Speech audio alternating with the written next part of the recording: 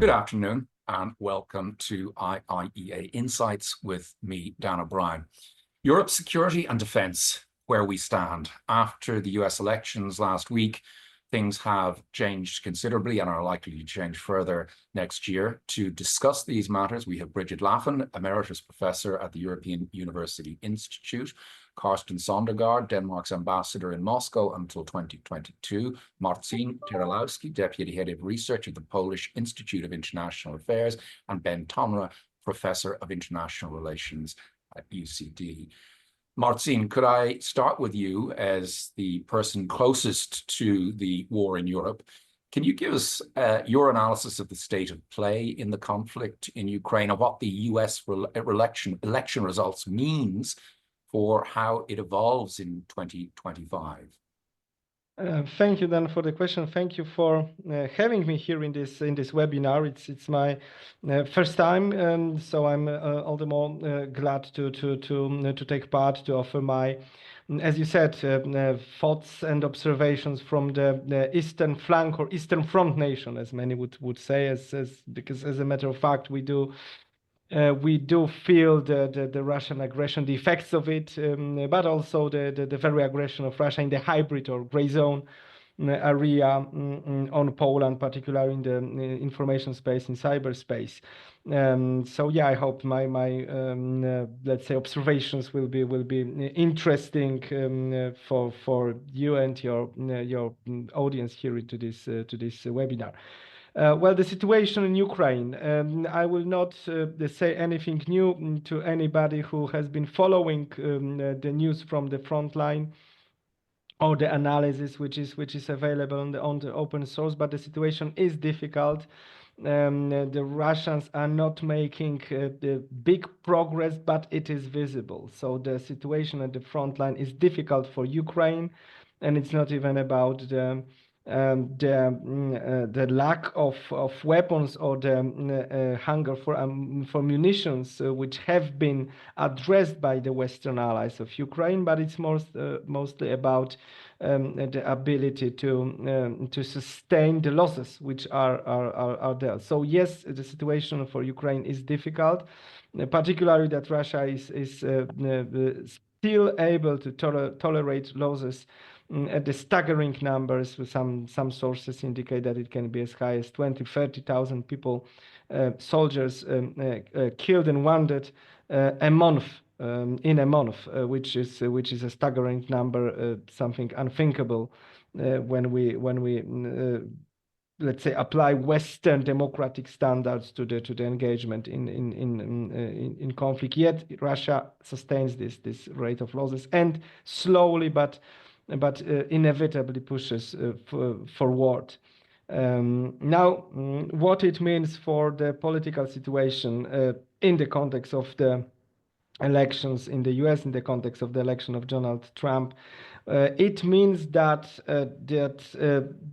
there may be a very quick, even if not happening in the first 24 hours, like as Donald Trump said in the campaign, a push of American administration to freeze the conflict, to basically start a political process aimed at stopping hostilities. And I'm not using the word ceasefire or peace deal purposefully, because this is because my personal analysis is that and my view is that peace will be a very, very distant perspective for both Russia and Ukraine for a number of reasons which we can discuss later. So we can speak only about maybe a ceasefire, a humanitarian pause which will be perhaps extended and continue to be extended over and over, or any other instrument with whatever kind of name you can devise, but aim to basically freeze the conflict without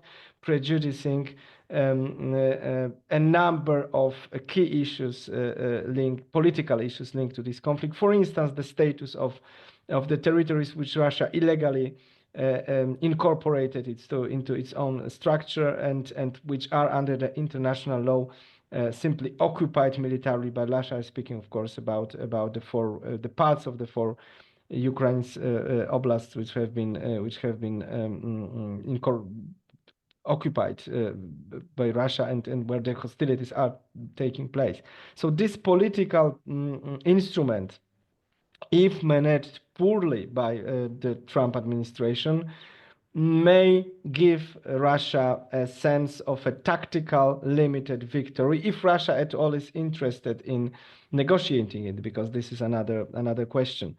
But if we assume that Russia would also like to take time, then we may soon as early as January next year, after the inauguration, see some kind of negotiation, some kind of brokering, and this will be the most dangerous moment in post-Cold War history of Europe, because the conditions which will be negotiated, the political language, the provisions which will be there in some kind of a statement, agreement, formula, whatever it will be called, and put on the paper, they will have profound consequences on the future Russian policy towards Ukraine and towards Europe. So if we imagine, for instance, that Ukraine will be pushed to accept some kind of Minsk-like agreements, then Russia will play with it, will be able to ignite and the conflict again, citing, for instance, the need to protect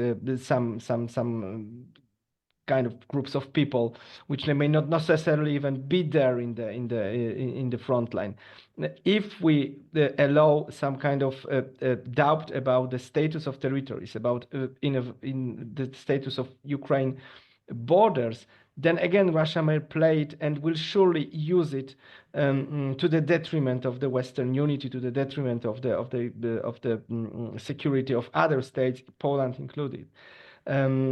Finally, if there is any promise in this political process that the military status of countries of the eastern flank of NATO, which are already allies and members of NATO, like Poland, like Lithuania, Latvia, Estonia, Romania for that matter, or Finland, that it can be negotiated, or that Russia may have a veto over some kind of developments in these countries, like hosting American forces, then again, this will be a disaster, because this will give Russia a way to actually start political processes to try to negotiate new security architecture in Europe, which would be absolutely about so-called zones of influence and about Russian special interest towards states which Russia would like to see half sovereign, and for instance, like in the case of Poland, not allowed to work with the US, work with NATO, to buy certain weapons, to exercise your troops.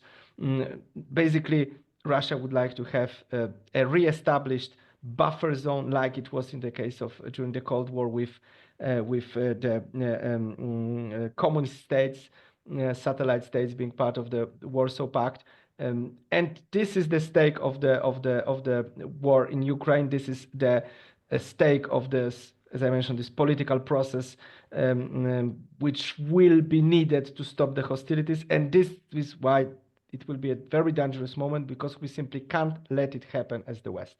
Okay, that was a very well thought through and coherent response, and I'll come back on more direct issues around a hybrid warfare against Poland later on. But Carsten, as the person who's second closest to the war and somebody who was in Moscow as your country's ambassador when the war was launched, what's your sense of where Russia wants to take this, and whether this is something that the Russian people broadly support, or whether this is something that it's part of the Putin regime, and there could possibly be a change of regime at some time in the future, which would make Russia less dangerous and less threatening to its neighbors. What are your thoughts on the underlying outlook for Russia and what's driving its objectives?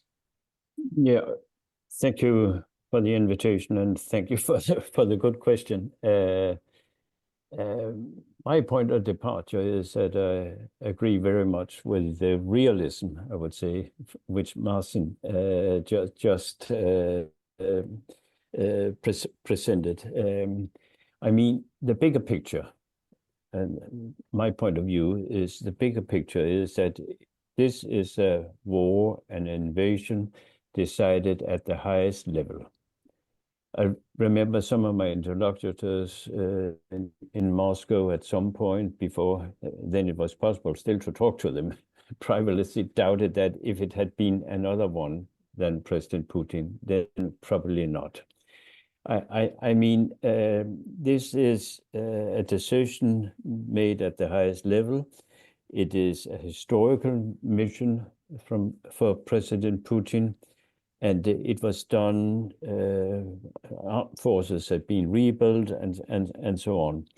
Clearly, it was a miscalculation because the perception at the highest level in Moscow was that it would be a walkover. They don't understand the strength of Ukrainian identity, how much has really happened in 30 years or 30 plus years. And they clearly underestimated that. I don't see any change in the Russian policy. I mean, Russia, there's a lot of casualties, but that's not really a political problem. It's a much bigger problem. How do you get new troops? And there I see a threshold talking about public opinion. The Russian public opinion is very fatalistic. But there is perhaps one threshold which the Kremlin or President Putin has to be very much aware of. That is called full mobilization. Full mobilization. He would like to avoid that. Hence, that's why we see North Korean troops and so on. Do everything you can to avoid full mobilization. Why? Because in that case, it will have consequences for the young men in Moscow and St. Petersburg, read the children of the elite. And there is a threshold somewhere there. How strong it is, I don't know, but it's obvious that he wants to avoid a full mobilization. I don't see any change in the Russian policy, and that's I will be. There will of course be some kind of dialogue. Let me use that expression when President Trump enters office. But I don't see any change in the Russian policy when it comes to that. So I would be surprised. Why? Because President Putin and the Kremlin believe they're on the winning side. Second, they see transatlantic problems coming. Europe and the US will, in their view, and they might be right, probably not be that much together. There will be problems, tariffs, and so on and so on. So I might be wrong on that one, but I would say it's probably more likely that they will continue than they will go for some kind of negotiation. And if it's going to be a negotiation, it will ceasefire is the only thing. Peace, forget it. We are in for the long term for one simple reason, the bigger picture. And the bigger picture is that a group of countries, China, Russia, North Korea, and Iran, aim at a new world order.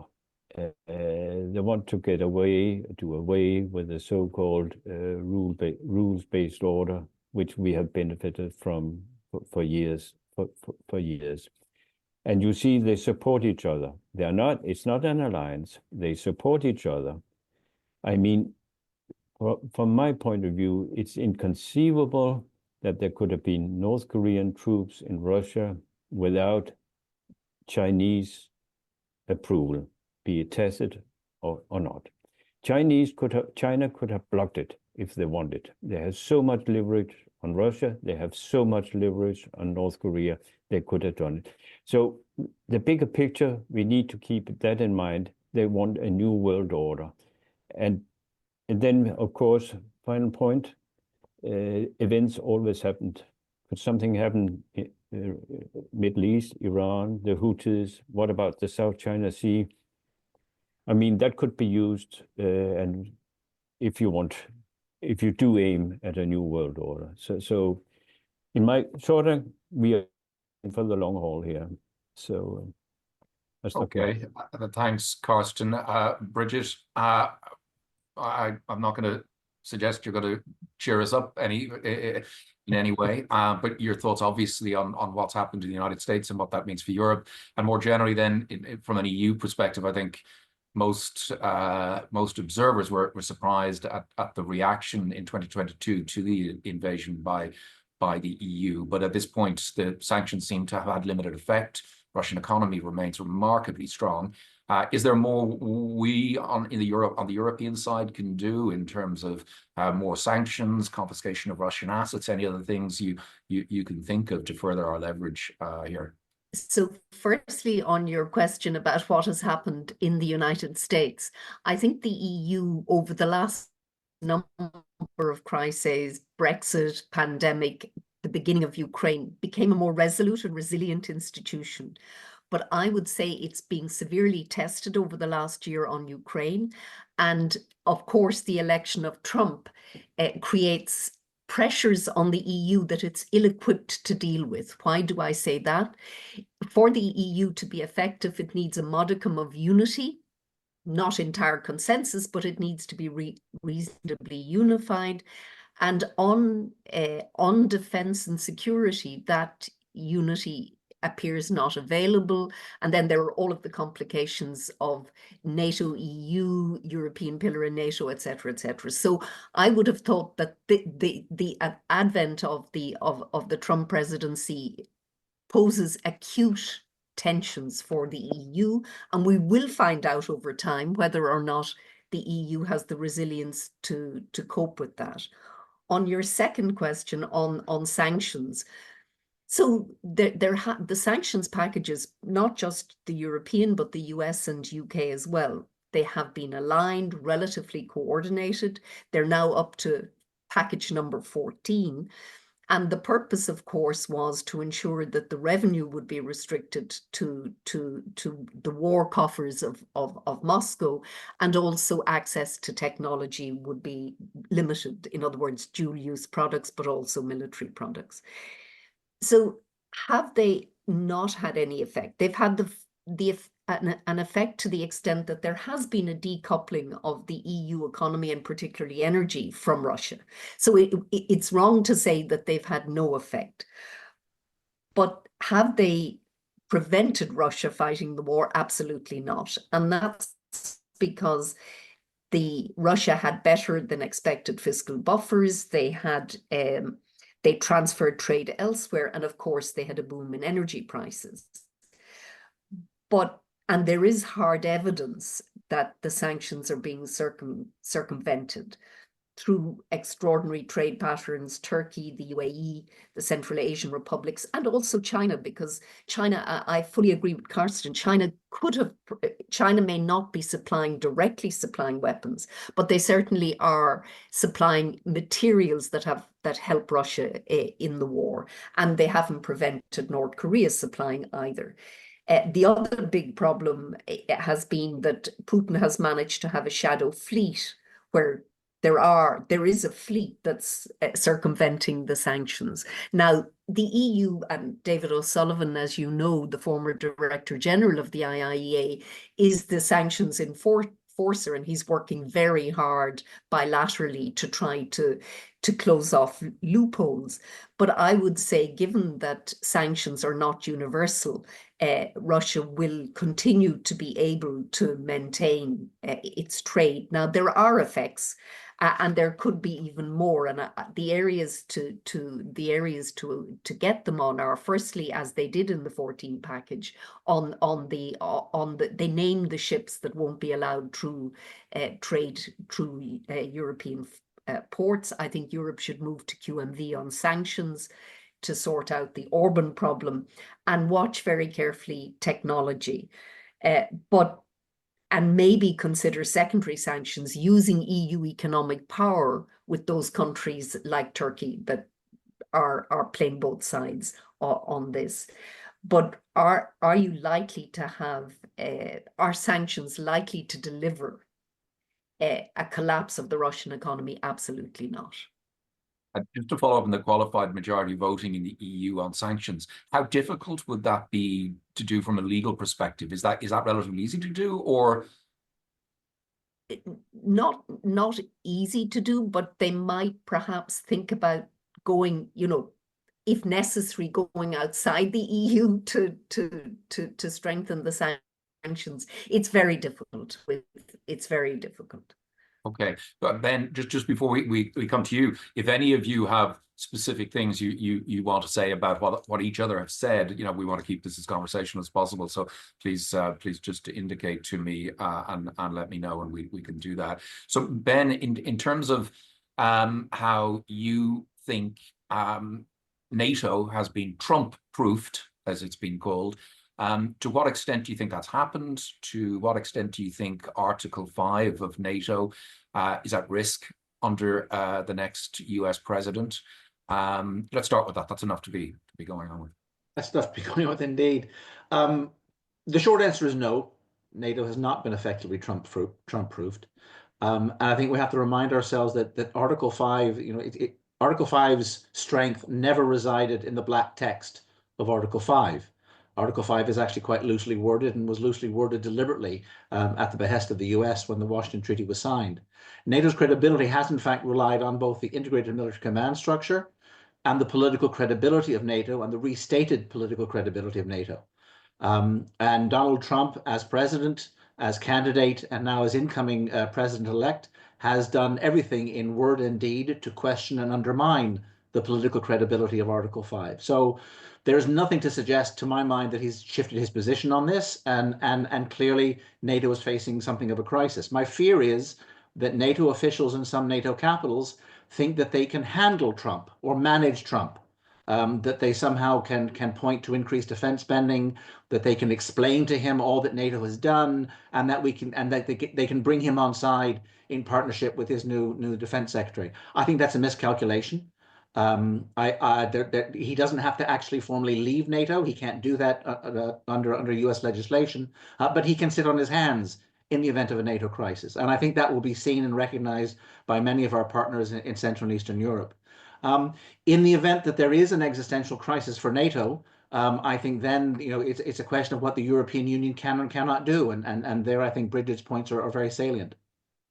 Okay, and in terms of what Europeans could do and what you expect Europeans to do, there has been talk about a COVID-style collective debt issuance to spend on military procurement, on European defense. Do you see that as a possible reaction to things if they develop as you foresee? I have to be honest with you. My expectation is fragmentation rather than consolidation. My genuine fear is that particularly countries in Central and Eastern Europe, if there's an existential crisis in NATO, there's nothing on the table from France and Germany within the EU on common defense, and those countries that are most exposed will basically fall over themselves running to Washington to see if they can ensure some bilateral security guarantee from Trump, naming military bases after him, buying US weapons from him, doing anything in their power that they can secure some kind of a bilateral security guarantee, leaving the European Union fragmented and exposed in many ways.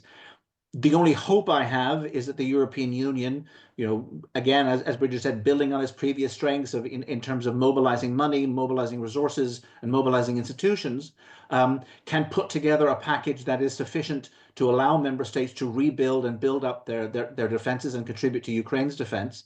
We saw today an announcement of 5 new procurement projects of upwards of 300 or 400 million euro in the area of air defense and armory and armaments. That's the kind of stuff the European Union is very good at, but it doesn't provide the sharp end collective defense that NATO is there to provide. And if NATO can't provide it, as I say, my fear is fragmentation. Can I just add, Dan, that one form that fragmentation might take is coalitions of the willing. Yes. So in other words, I would expect, for example, a Tusk-led Poland to try to get a coalition of the willing. So that's, again, there'll be a lot of experimentation. And I wouldn't rule out common debt for defence procurement, but Ireland has already declared that it is against that. But I think if things get very serious, then you could have a response. And remember that we're likely to have a new German government next year, and that government will not be led by Olaf Scholz, who has the gap between his Zeitenwende and what he's actually done has been extraordinary. And the CDU would be much more committed to collective European defence. Marcin, do you see Donald Tusk going to Donald Trump seeking bilateral security guarantees? Is that how you think it'll play out? And what sort of relationship, clearly in Poland, you're quite divided politically, but there seems to be great consensus on the importance of the threat from Russia. Might just elaborate on the scale of that threat, and also particularly what Poland might do in the event of the scenarios outlined by Ben and others. Thank you for this additional question, although there is a lot to unwrap. So let me start maybe with the NATO issue and the fragmentation, something what Ben argued for. And it links neatly with what Poland can do. So definitely it is in the very interest of Poland and the entire Eastern flank nations to keep NATO solidarity, to keep NATO unity. So what I would expect in the first place from Polish leader Donald Tusk, Polish Prime Minister, of course, but also from leaders of the nations in the region, to try to work hard to alleviate these tensions. And the tensions will be, because basically there is no way any bilateral security guarantee can be more credible towards Russia than Article 5 of NATO, of the North Atlantic Treaty, and the Article 5, of course, with the US in NATO and US politically engaged and militarily present in Europe. So this is the best the best thing which all European nations can get as regards security guarantees. So instead of seeking alternatives, and it has always been a kind of a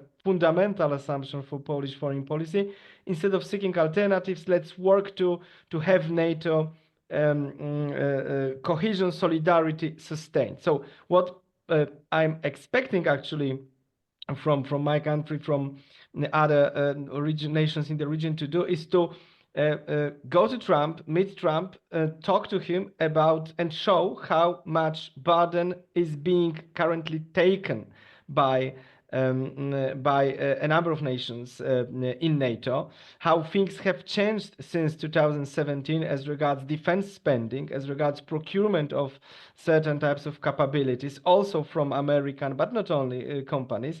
And here, of course, Poland, I understand why we are seen, my nation is seen as a potential leader, because yes, the plan is to spend almost 5% of GDP on defense next year. The record-breaking amount of money in the post-Cold War history of Poland, which is meant to not only enable very big procurements of state-of-the-art armaments from the US, but also from South Korea, from United Kingdom, but also to transform the force, to grow the force, and invest into proper infrastructure. So by showing that we are not free riders, and by the way, all the nations in the region are going to, if not already at above 2% GDP on defense, by showing this to the US, you may make a case that the things are changing.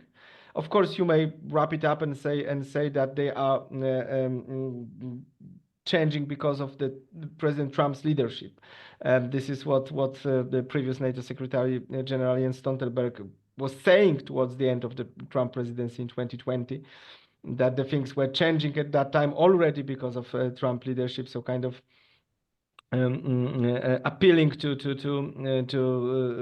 the needs of Trump presidency as the legacy presidency. So Trump would like to leave a mark in the history of the US and the history of the world, so we can help him to feel he actually achieved a success.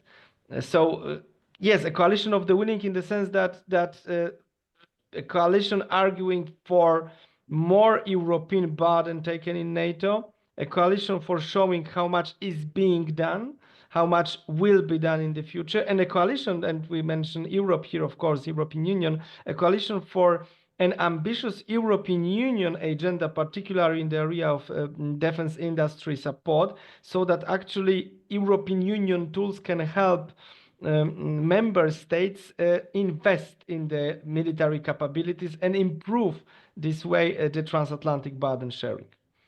Marcin, this is an extremely sensitive question, and we didn't discuss this beforehand. So I'm not asking you now, but if you want to comment on it later on, please do. And if you don't, that's fine.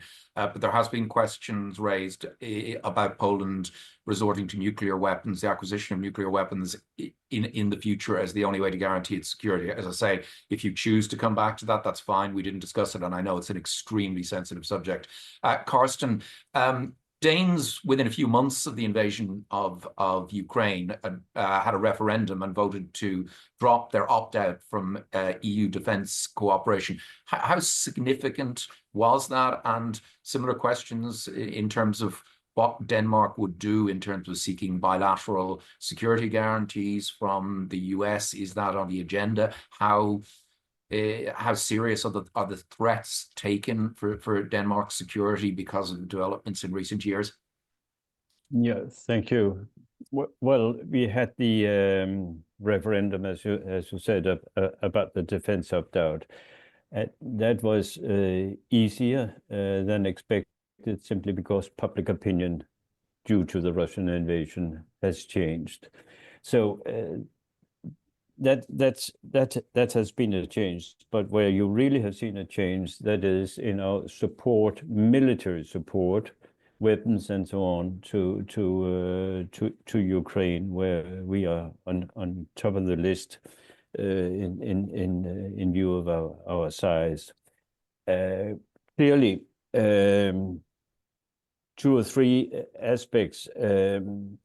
The security environment in Northern Europe has definitely changed, and it has deteriorated. Denmark, will now 6 months every year have a battalion deployed to the Baltic states. So the argument is that our security is also, well, it begins by by the border of the river Narva, as we said, that's a river between Russia and Estonia. So we will continue doing that. Where we do have a problem, that is, about how much do we have on the shelves, ammunition and so on, even though our defense budget is growing, but that's due to what we deliver to Ukraine. Where I see the West has a problem. That is that we are subject to what I would call a hybrid war from Russia, and that goes far. We don't talk that much about it. I mean, but one can provide a long list of what is happening: cyber, terrorism, you name it. Just look at the pipelines, cables, and so on in the Baltic Sea. I do not expect a kinetic war. I mean, never say never, but the likelihood is very, very low in this part of the world. But I see much more when it comes to the hybrid war, and I mean, there is a lot of credibility on that, and a lot of you see a lot of new ideas. Precision does have an impact on how it's done. There, our societies do have a challenge. It's called resilience, and there are several ways that can be done, and we do have to work together in order to increase the resilience of our societies. I see that And then just one point mentioned. I mean, if whatever Russia does, or United States does for that matter, in reacting to and so on, it will have global consequences. We have discussed that. I mean, if they do some kind of negotiation about the future of Ukraine, keep in mind it will have global consequences. Asian countries will think about it, and that will have an impact on their policy and long-term consequences. So what's the way ahead? It is being much more aware of the transactional approach which the US will pursue, but the US, as any superpower, does need friends, and the Europeans are really friends, are real friends. But we should also engage in transactionalism. Ben, you wanted to jump in? The world has changed. The world has changed. Yeah, just to link Marcin's point with Carsten's point there, particularly with respect to dealing with Trump. I mean, I think that the strategy that Marcin outlined is absolutely spot on. That's what will be done, to explain to Trump what has been done, the burden that Europe is bearing, and why the security guarantee should remain in place. My fear is that underestimates, Trump's transactionalism, his America First agenda, his profound antipathy to making guarantees and making good on guarantees to partners and allies. I mean, he's on record as saying, why should the US go to war for some small country overseas I don't hear about? You look at the appointments he's made. These are people who are profoundly antithetical to the very notion of global collaboration, cooperation, and mutual security guarantees. So he's transactional, yes, but on this, there's a principled thread that one can follow. And that links into Carsten's point about the nature of warfare. I don't think that the crisis that NATO would face from Russia would be the overwhelming kinetic crisis. It will be an ongoing and accelerating hybrid conflict to the prospect of little green men in Estonia, in Latvia, in Lithuania, coming across from Kaliningrad. And in those circumstances, I think Putin's calculation will precisely be that Trump will not make good on Article 5. That will be a factor in his consideration, notwithstanding whatever the European Union is spending on defense. That's my profound anxiety. Marcin, would you like to respond? Do you have a slightly different, similar view? No, I mean, I precisely responded to the question of the fragmentation of NATO because you were asking me to say what Poland could do, what Polish initiative will be. But this is one thing. The other is this black scenario, which Ben has just mentioned. Of course, we are discussing it. Actually, we've discussed it just today in my institute with my colleagues.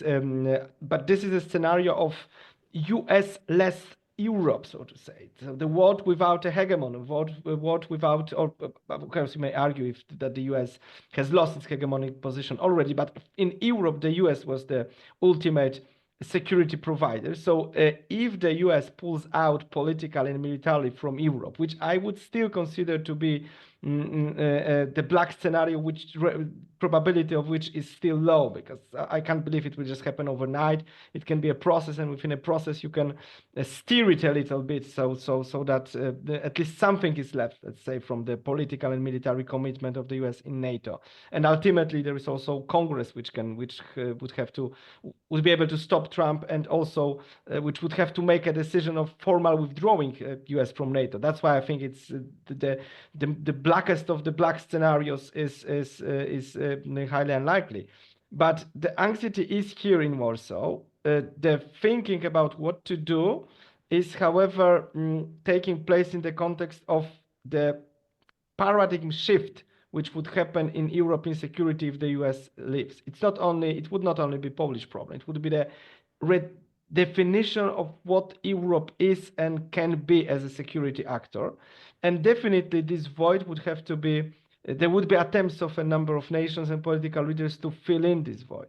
Then, of course, the principle of Polish security and foreign policy would be applied in this theoretical scenario, which means that we need multilateral, multinational security guarantees from the biggest allies from the European Union and beyond, meaning, of course, United Kingdom here as the closest nuclear power and still ally in NATO. So more European commitment to defense and deterrence would be sought. That, of course, would have to come in due time, which would be difficult given still economic constraints in a number of European nations and the fact that even money planned to be spent today would result in certain capabilities in 5, 7, 10 years. Simply the lead-in time in case of many capabilities is that long, which means that we would have to be working on delaying this process of keeping whatever is left from the American commitment, and trying to push the European Union to redefine its entire political concept towards not a normative power, but a power which defends against a hostile power, being Russia, supported by a revisionist power, China. This is now clear. Yet I think that this scenario is a far-reaching one, and we will have plenty of occasions to steer American policy towards Europe in the way that the damage will not be that big. And just to note that actually it was the first presidency of Trump when Poland got the most visible effects of the bilateral relationship in forms of the presence of American troops in Poland, the American investment in military infrastructure in Poland, or the Polish investment, which enabled American, mainly stocks of American weapons.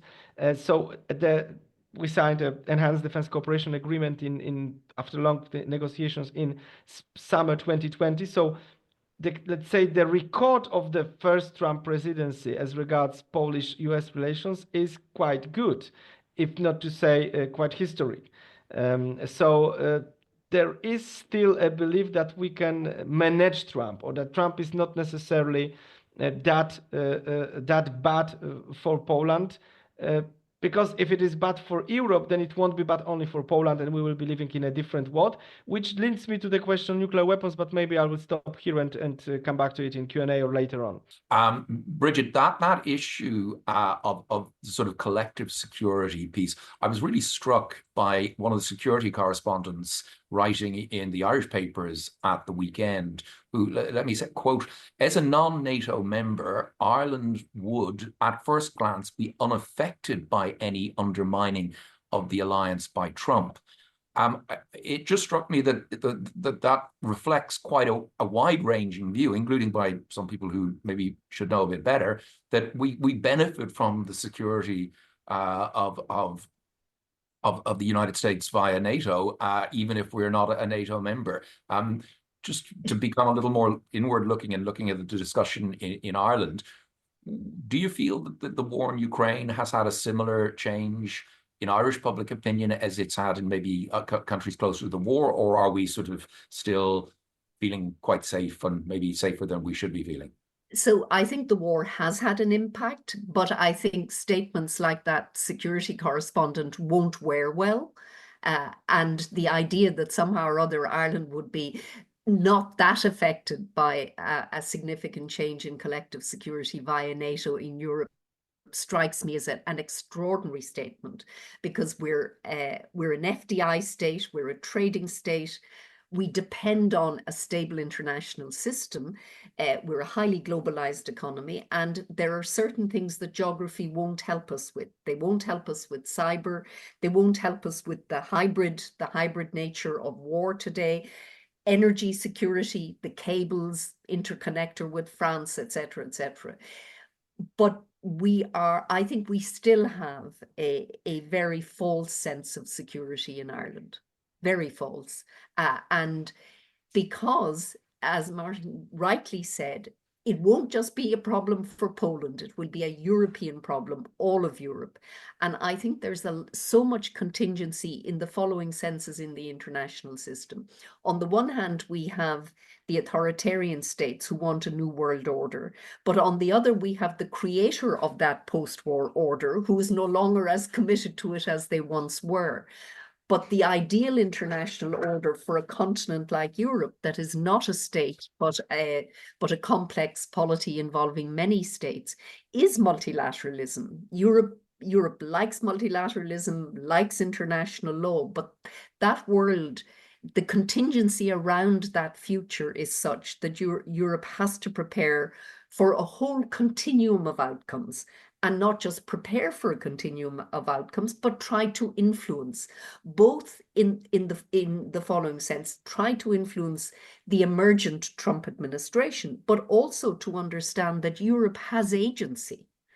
And I suspect we need to hear a lot less of normative power Europe, when we would love the world to be more like us, and much more a hard-nosed, interest-based Europe to understand the kind of world and international system that we're now in.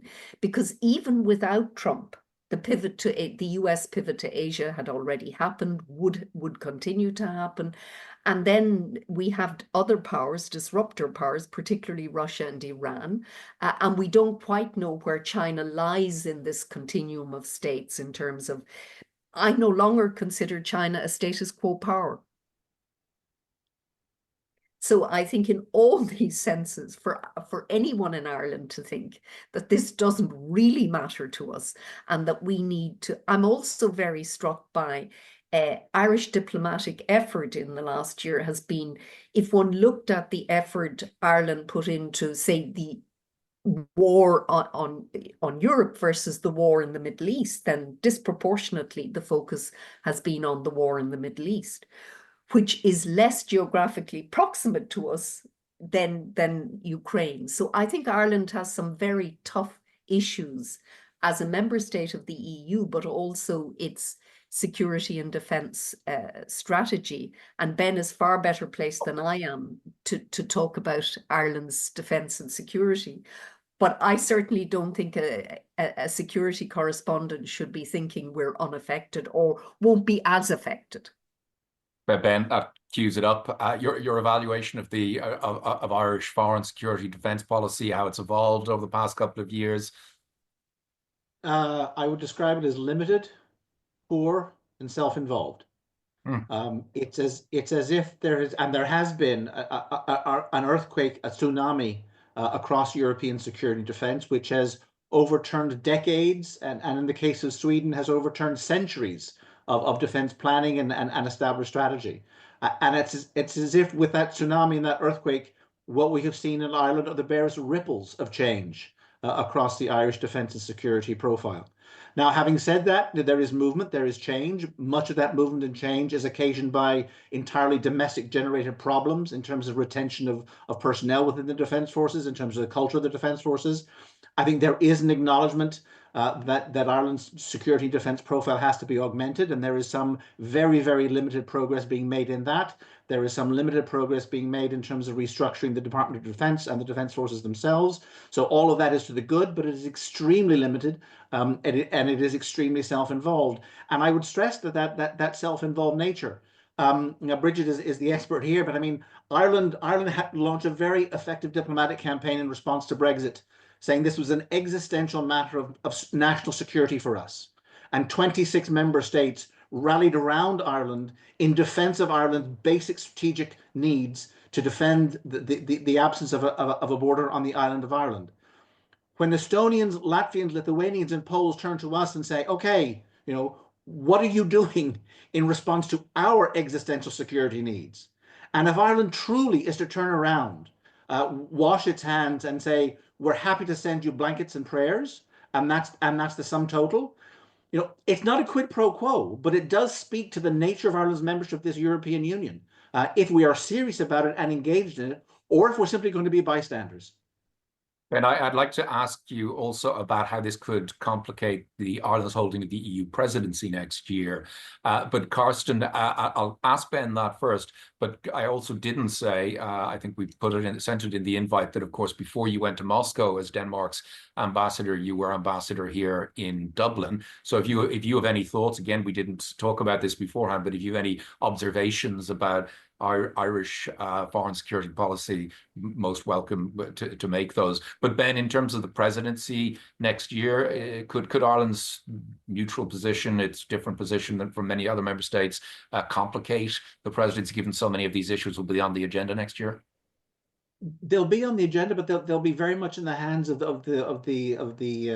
EAS, in the hands of the HRVP, in the hands of the Commission. It won't really be a primary presidency task, but I do think that the outflow, I mean, all these portfolios are linked, and there will be a sense or an expectation of where Ireland stands with respect to Europe, how committed Ireland is to its union membership, how committed Ireland is to the security and defence of the union.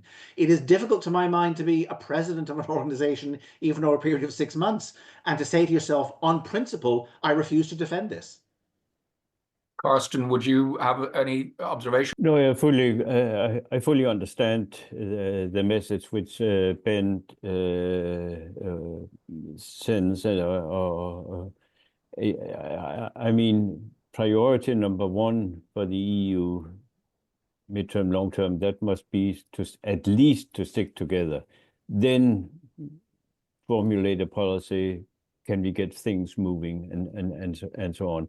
And the most important thing, in my view, that is to work on the transatlantic relationship. I am sure we'll have many crises, but after lessons learned from the two first one, let's see. I'd like to thank the four of you for really giving lots of great insights, which we try and do in this series on this issue today. And on behalf of the Institute and myself, thanks so much for joining us, and have a good rest of the day.